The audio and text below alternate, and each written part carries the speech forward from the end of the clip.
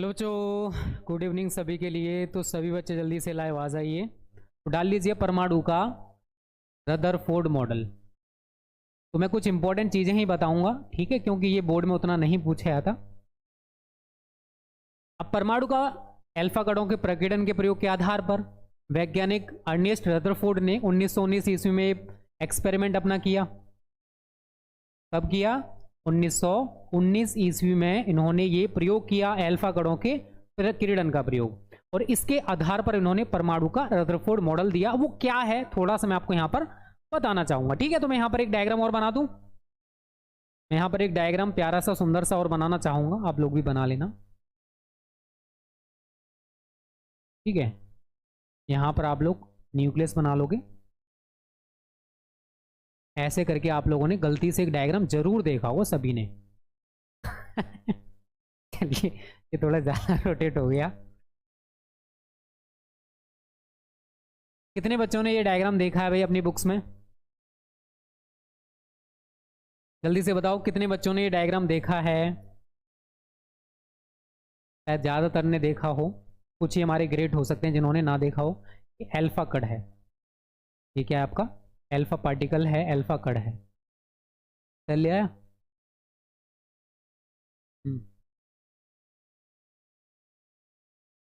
एक पॉइंट है बस। मैथ्स की क्लास है, मैथ्स की क्लास है, सुबह क्लास है फिर, ठीक है। तो ये क्या है बच्चों हमारा? ये क्या है? न्यूक्लियस है, नाभिक है,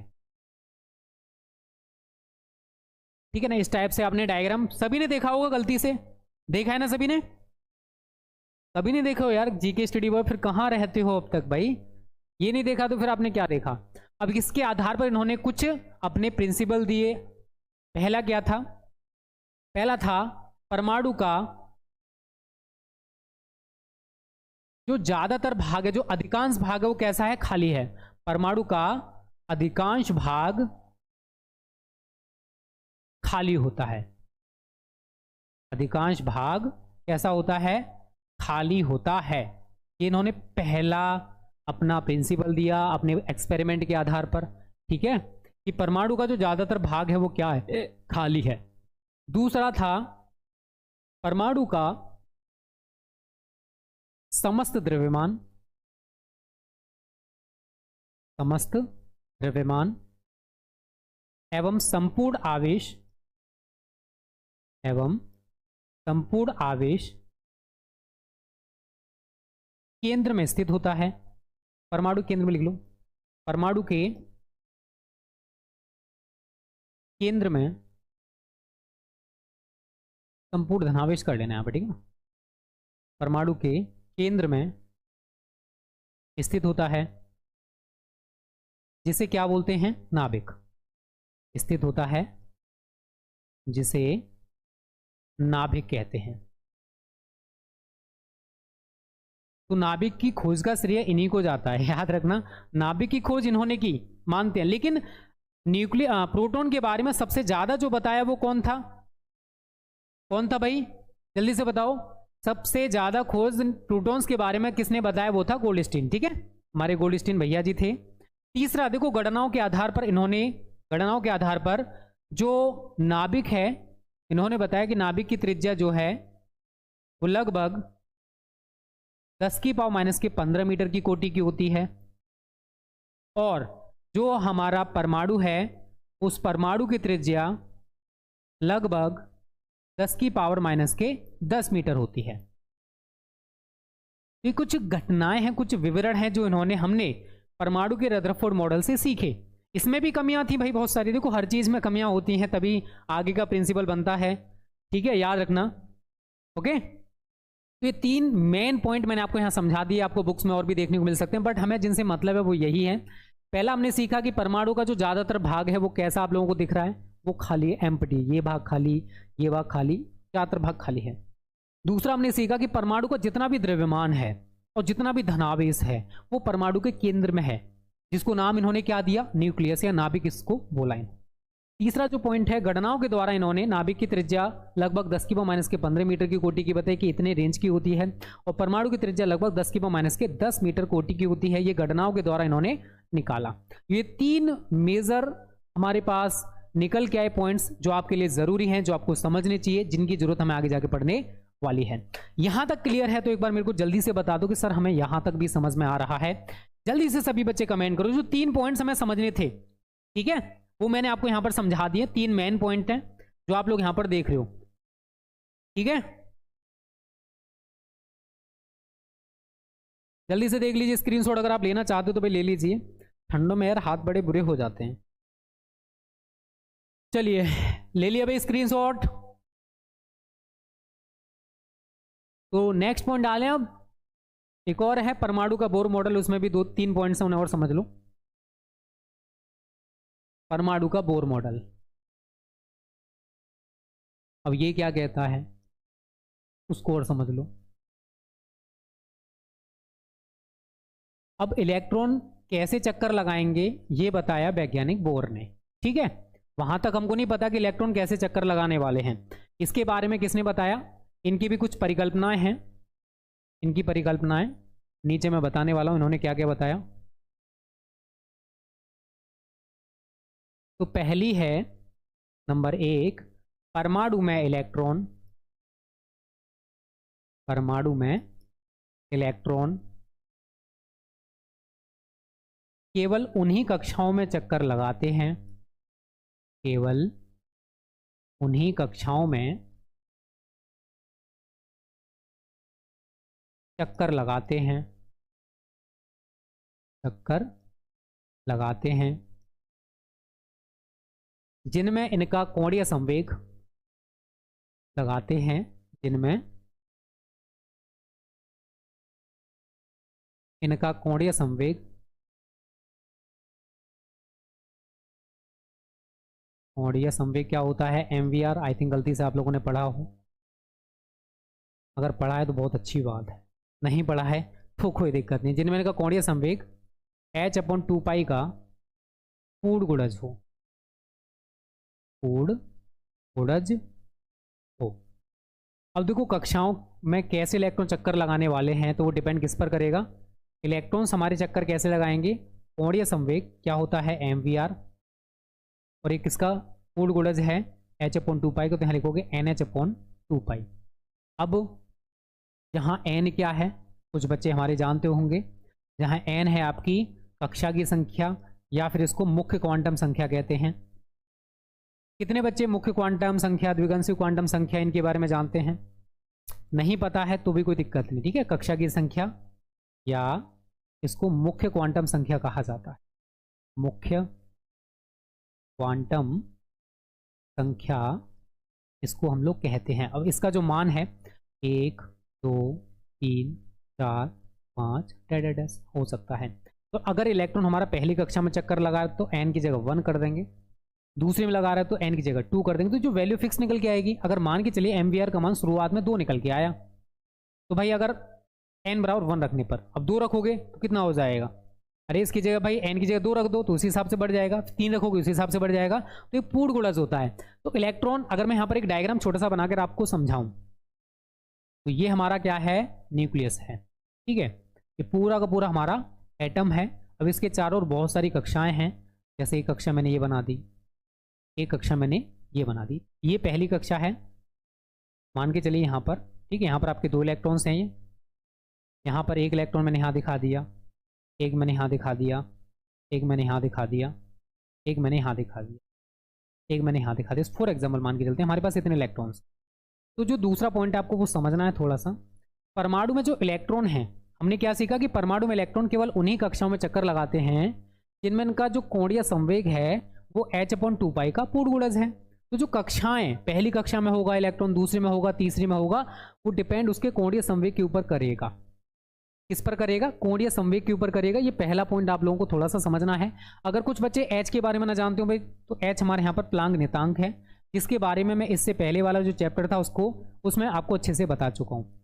इसकी वैल्यू भी आपको बताई होगी मैंने, 6.6 × 10⁻34 जूल सेकेंड। कितने बच्चों को ये पता है? जल्दी से कमेंट करो। पता है भाई? जल्दी से बताओ, पता है नहीं पता? जल्दी से कमेंट कर दिया करो यार।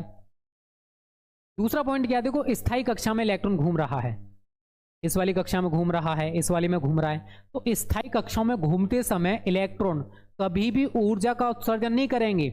अगर इलेक्ट्रॉन आपका इसी पहली कक्षा में इसी में चक्कर लगा रहा है, इसी में चक्कर लगा रहा है, तो हमें इस वाले कक्षा में घूमते समय इस इलेक्ट्रॉन से कोई भी एनर्जी प्राप्त नहीं होने वाली, कोई भी एनर्जी उत्सर्जित नहीं करेगा। बेशक इसमें अभिकेंद्रित त्वरण है, तो याद रखना अगर इलेक्ट्रॉन स्थायी कक्षाओं में घूम रहा है तो घूमते समय आपको ऊर्जा का उत्सर्जन नहीं करने वाला। ऊर्जा कब मिलेगी, ध्यान से सुनना जो बात है। चलिए अब मैं आपको बताता हूं कि अगर इलेक्ट्रॉन हमारा ऊर्जा को उत्सर्जित करेगा तो कब करेगा। पहला पॉइंट आपको यह समझना है कि परमाणु में जो हमारे इलेक्ट्रॉन हैं ये केवल उन्हीं कक्षाओं में चक्कर लगाते हैं जिनमें इनका कोणीय संवेग h/2π का पूर्ण गुणज हो। ये हमारा पहला पॉइंट हो गया। तो mvr बराबर nh/2π हो गया। n हमारी यहाँ पर कक्षा की संख्या या फिर मुख्य क्वांटम संख्या इसको कहते हैं, h हमारे यहाँ पर प्लांक नेतांक है। दूसरा, अब हमारा इलेक्ट्रॉन अगर इस पहली कक्षा में घूम रहा है या फिर इस दूसरी कक्षाओं में घूम रहा है तो स्थायी कक्षाओं में घूमते समय ये इलेक्ट्रॉन जो है ऊर्जा को उत्सर्जित नहीं करेंगे, ऊर्जा को उत्सर्जित नहीं करने वाले। इस चीज को आप लोग याद रखना। ऊर्जा को उत्सर्जित कब करेंगे ये मैं आपको थोड़ा सा यहाँ पर समझाने की कोशिश करूंगा। पहले आप इतने का स्क्रीनशॉट ले लीजिए। अभी मैंने आपको 2 पॉइंट्स यहाँ पर समझा दिए। अगर यहाँ तक क्लियर है तो जल्दी से बता दीजिए भाई कि यहाँ तक आपको सब कुछ क्लियर है। ठीक है, क्लियर है ना? तीसरा पॉइंट थोड़ा समझने वाला है क्योंकि हमें थोड़ा डीपली उसको समझना पड़ेगा। अब मान के चलिए हमारे परमाणु में इलेक्ट्रॉन है, परमाणु में क्या होते हैं, इलेक्ट्रॉन। अब मान के चलिए इस परमाणु को कहीं बाहर से ऊर्जा मिल गई। क्या हुआ, परमाणु को किसी कारणवश कैसे भी बाहर से ऊर्जा प्राप्त हो गई, तो अब उसमें क्या है, इलेक्ट्रॉन्स हैं। तो अब जो इलेक्ट्रॉन्स हैं, जैसे अगर कोई इलेक्ट्रॉन पहली कक्षा में है, कहां पर है वो, पहली कक्षा में, तो अब हमारे इस एटम को, परमाणु को कहीं बाहर से ऊर्जा मिल गई और बाहर ऊर्जा मिलने की वजह से जो इलेक्ट्रॉन है ये अपनी कक्षा को छोड़कर ऊंची कक्षा में चला जाएगा, अपनी कक्षा को छोड़ देगा क्योंकि इलेक्ट्रॉन के पास भी एनर्जी आ गई है। सपोज करिए ये पहली कक्षा में था तो ये अब कहां चला गया, दूसरी कक्षा में।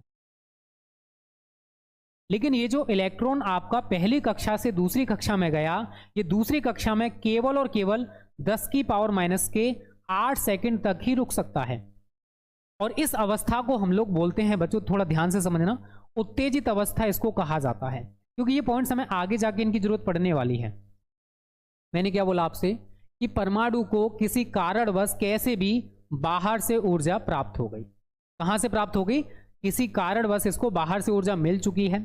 अब भाई इलेक्ट्रॉन भी तो इसी के अंदर हैं, तो जो एनर्जी है एटम को तो मिली नहीं होगी, इसके साथ साथ उसमें जितने भी इलेक्ट्रॉन्स होंगे उनको भी मिलेगी।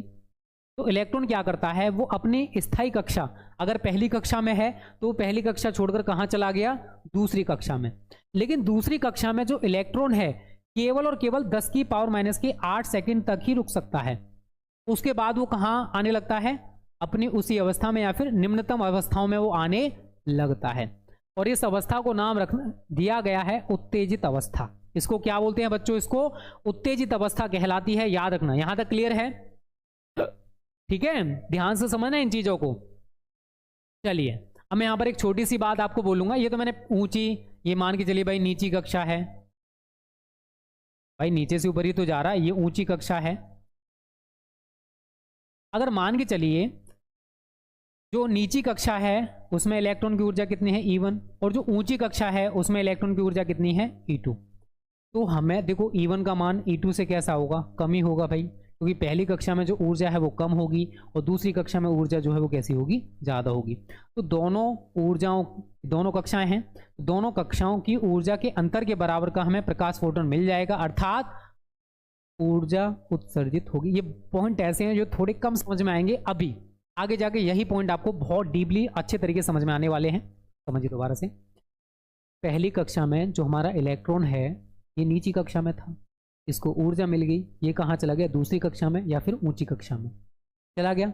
लेकिन ऊंची कक्षा में 10⁻⁸ सेकंड तक ही ये रुकेगा, उसके बाद ये उसी नीची कक्षा में आने लग जाएगा।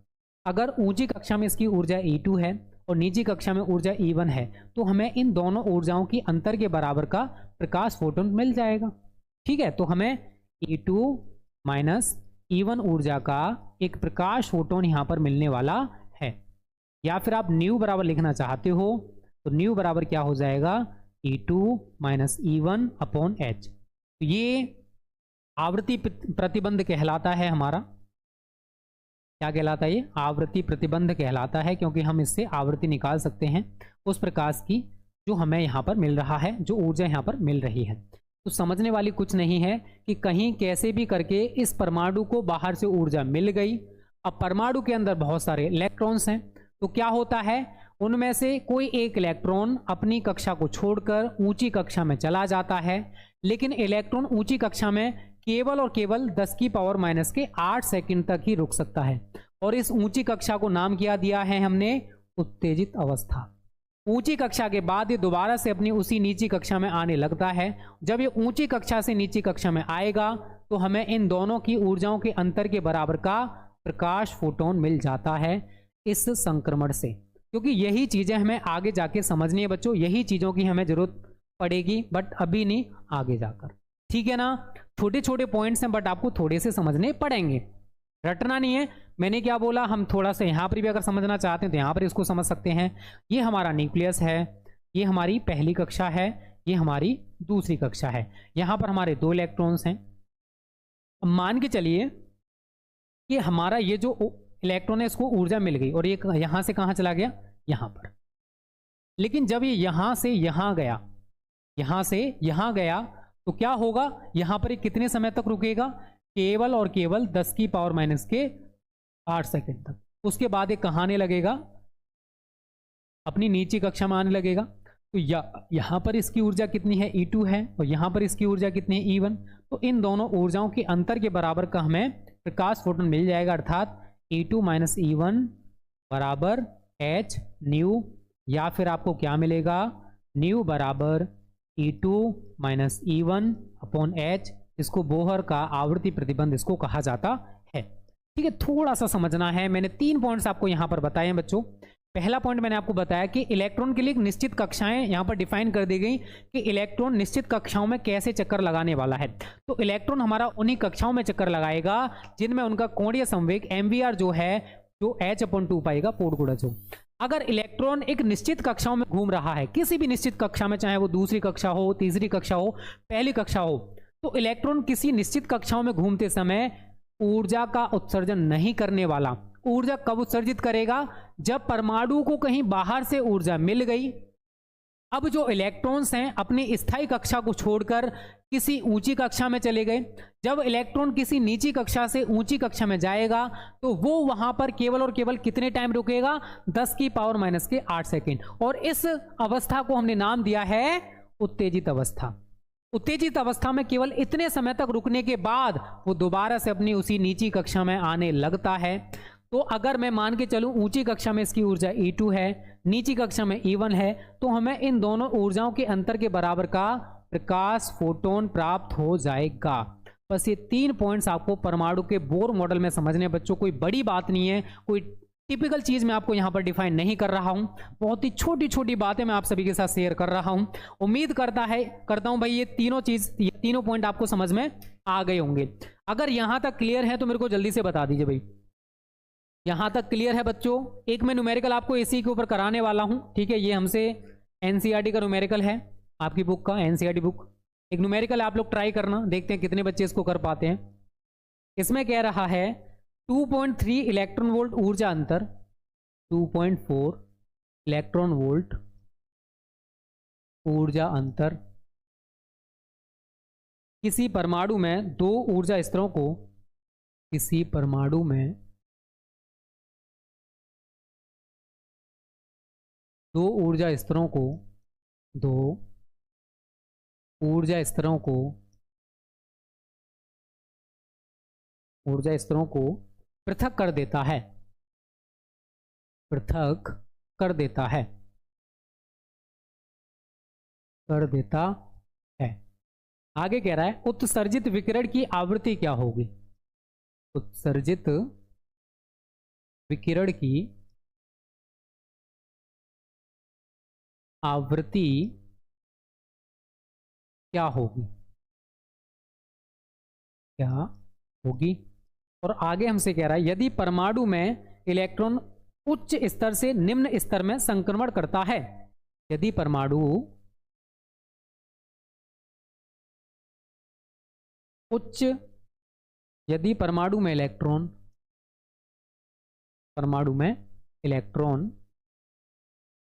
उच्च स्तर से निम्न स्तर में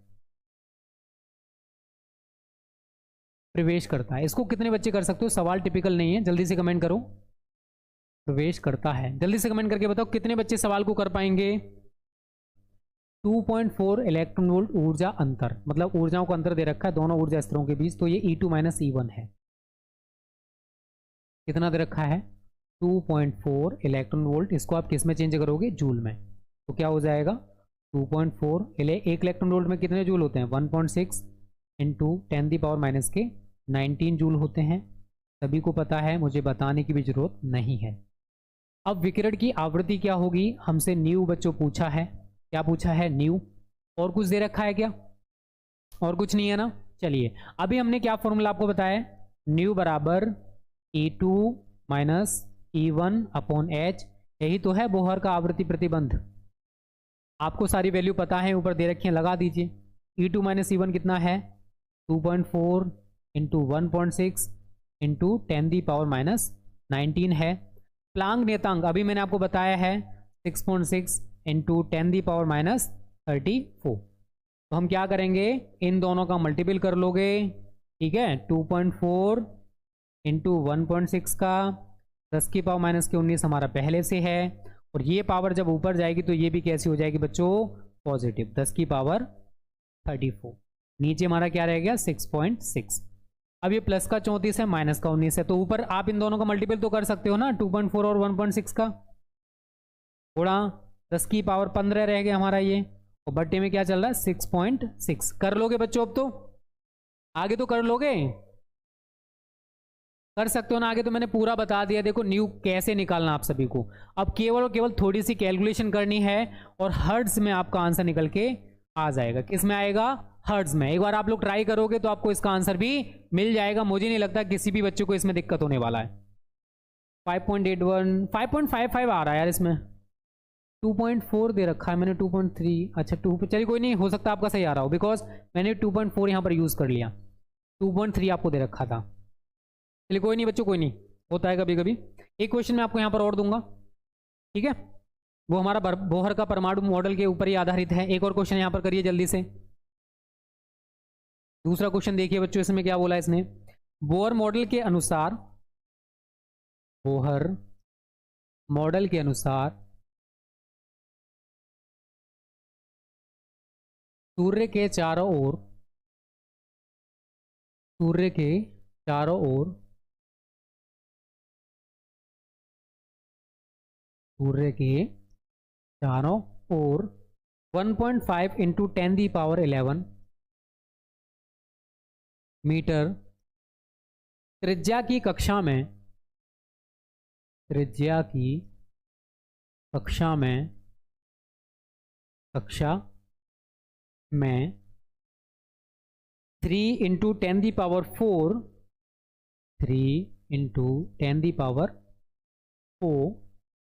मीटर प्रति सेकंड। देखो कॉपी पेन लेके बैठे हो, सॉल्व करना स्टार्ट कर दिया करो, ऐसे न्यूमेरिकल्स आपको देखने को मिलेंगे। मीटर पर सेकंड के कक्षीय वेग से, के कक्षीय वेग से परिक्रमा करती पृथ्वी की, परिक्रमा करती पृथ्वी की अभिलाक्षणिक क्वांटम संख्या ज्ञात कीजिए, मतलब किस कक्षा में घूम रही है पृथ्वी, ठीक है। अभिलाक्षणिक क्वांटम संख्या, अभिलाक्षणिक क्वांटम संख्या ज्ञात कीजिए, क्वांटम संख्या ज्ञात कीजिए, ठीक है। और आपको पृथ्वी का द्रव्यमान यहां पर दे रखा है, शायद सभी को पता भी हो गलती से। पृथ्वी का जो द्रव्यमान है वो है 6 इंटू 10⁻24 kg। तो पृथ्वी किस कक्षा में घूम रही है ये हमको निकालना है यहाँ पर। 10⁻24 kg याद रखना, ठीक है। हमारे जो निकिता क्लास है बच्चा ये 7 बजे से चलता है, ठीक है, फिजिक्स का, और 8 बजे से केमिस्ट्री है, बट अभी मैराथन चल रही है इसलिए एक ही टाइम। अब जैसे कल ये चैप्टर आपका एंड हो जाएगा, ठीक है, तो परसों से हमारा केमिस्ट्री का जो चैप्टर है केमिकल काइनेटिक्स वो स्टार्ट हो जाएगा। लाइक एंड शेयर सभी बच्चे कर दीजिए। ये भी यार हमारा लाल लाल जल गया ना इसमें, जल गया वो। आवाज़ आ रहा है ना सभी को? चलिए बहुत अच्छी बात है। 5.81 उस वाले का आ गया तो अब इस वाले को करिए, ठीक है। वो वाला अगर आपका हो गया है बच्चों तो कोई दिक्कत नहीं, अभी इस वाले को करिए जो आपकी स्क्रीन पर है। लाइक एंड शेयर कर देना जितने बच्चे लाइव हो, ठीक है।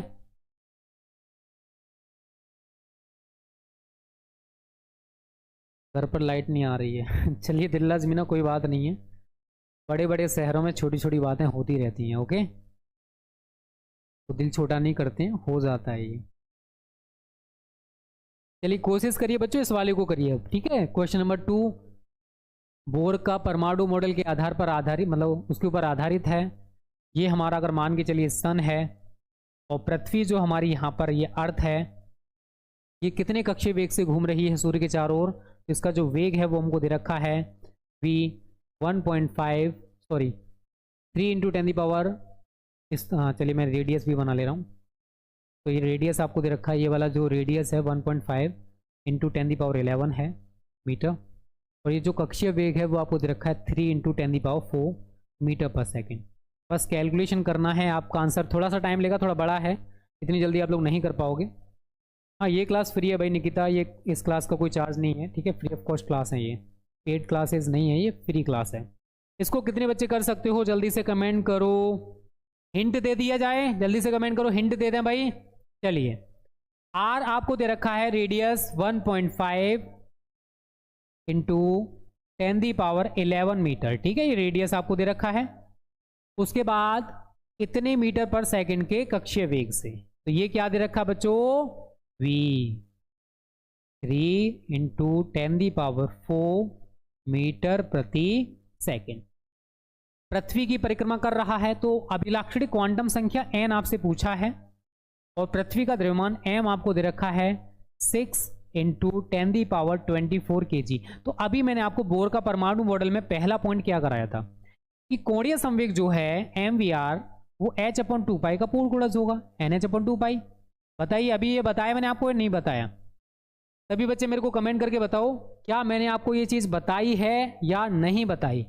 आई थिंक सभी को पता होगा, ये मैंने आपको बताया है। अब देखो आपको निकालना क्या बच्चों, n, तो इसके नीचे 1 मान के क्रॉस मल्टीपल कर दो, तो NH बराबर MVR इंटू 2π, या n बराबर MVR इंटू 2π अपॉन h। अब देखो कैलकुलेशन तो भाई आपको ही करनी पड़ेगी, ठीक है, कैलकुलेशन मैं नहीं करने वाला हूँ, कैलकुलेशन ज़्यादा टिपिकल तो नहीं है। m लगा दीजिए 6 इंटू 10 दी पावर 24, v कितना दे रखा है देख लीजिए 3 इंटू 10 दी पावर 4, r देखिए कितना 1.5 इंटू, देखो कैलकुलेशन बहुत सिंपल है, बट उनके लिए सिंपल है जो थोड़ा बहुत कैलकुलेशन जानते हैं। 2π 2 इंटू 3.14, और प्लांग नियतांक मैं आपको बता ही चुका हूँ 6.6 इंटू 10 दी पावर -34। अब देखो ये कैलकुलेशन भी हमारे कुछ ग्रेट महानुभाव होंगे जिनको टिपिकल लगेगी आई थिंक। तो 15 या 45, 6 इंटू 4.5 इंटू, इनको साथ में लिख लीजिए 6.28 इंटू 11 और 4 कितना हुआ, 11 और 4 कितना हुआ 15 और 24, 10 दी पावर 39 हो जाएगा। ये मैं ऊपर लेके जाऊंगा तो ये पावर भी हमारी ऊपर जाकर कैसे हो जाएगी, पॉजिटिव। नीचे हमारा क्या चल रहा है 6. बताइए मैंने कुछ नया किया, एक बार सभी कमेंट कर दीजिए क्या मैंने कुछ नया किया। इनको जोड़ लीजिए और इनका मल्टीपल कर लीजिए, केवल इनका मल्टीपल करके इससे डिवाइड कर देना और इनको आपस में जोड़ लूँ, बस खत्म कहानी यार।